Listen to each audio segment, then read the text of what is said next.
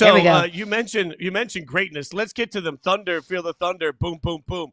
Oklahoma City last night. This is not a misspeak by me for once. OKC wins 138-89, and dare I say the game wasn't even that close. The Oklahoma City Thunder just absolutely clapped the Phoenix Suns. And let me be an old man for a second. Just allow me the grace of being the old man on this show that I am.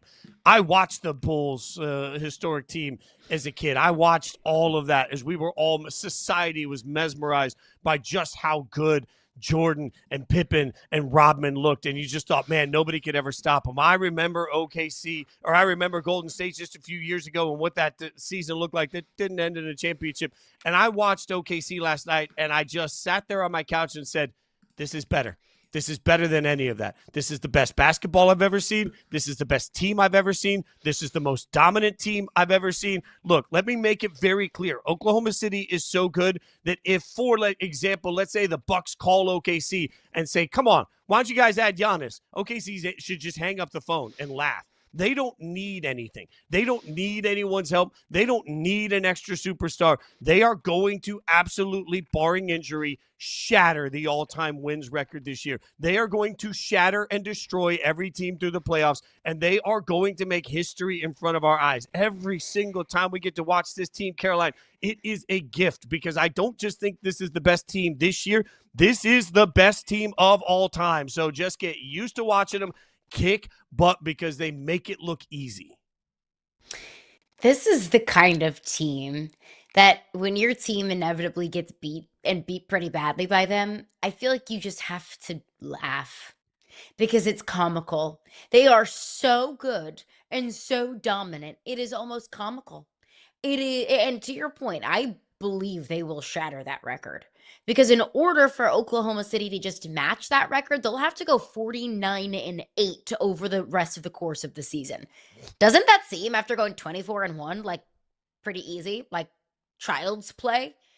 Because right now, if Oklahoma City continues this trajectory that they're on, which I'm looking around thinking, why would they not continue this trajectory? Because they're not just beating teams, they're not just squeaking by in fluky ways.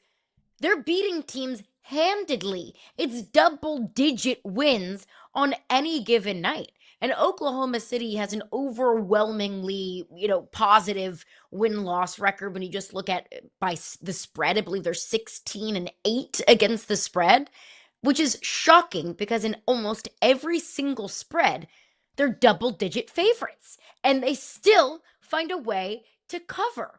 And what I think is even and more astonishing to me, what gives me even more hope that the Oklahoma City can continue this trajectory. SGA had 28 points in 27 minutes. SGA didn't have to play the fourth quarter. Nobody played more than 27 minutes. That was SGA, and everybody else had 25, 22, 19, 17 here and there. So Oklahoma City is getting out to such large leads that they can just sit their starters on the bench. So on any given night, they have fresh legs because they're not playing a full 40-minute basketball game. So it's like it just compounds on top of another of like, okay, it's a massive win, so you can sit your starters, and then coming up the next game, they're that much more fresh. So why won't they continue this trajectory? Knock on wood, they're on pace now to lose, 3 or 4 games this season? That is staggering, and I think they can absolutely positively do it. So I will give everybody a stat that is impressive based on what you just said. ESPN Stats and Info deserves the credit for this. So far, over the course of the entire NBA season, the Oklahoma City Thunder have trailed for 249 minutes and 53 seconds. Okay? 249 minutes, 53 seconds all season long. If you take the entire season, the Oklahoma City Thunder have led by more than 20 points this season for 264 minutes and 17 seconds. Jeez. They've actually spent more time this season up by more than 20 points than they have by down even a single point.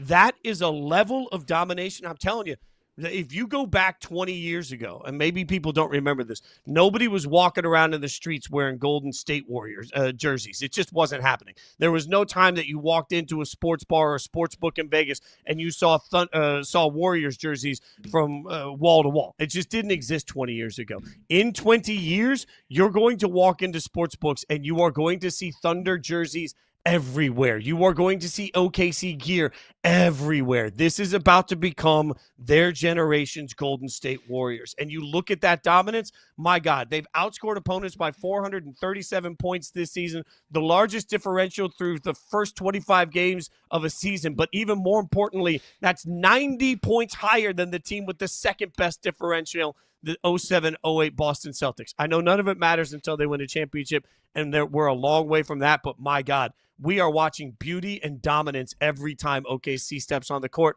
I'm here for it. You see the way the matchups go there. OKC will take on San Antonio. Orlando will take on the Knicks as the Cup continues in Vegas, which will give us more chaos to talk about. We'll keep breaking it down, but coming up next, we had wild breaking news in college football yesterday that shocked the entire sports world. Sharon Moore out in Michigan. We'll get to the latest and react to it next.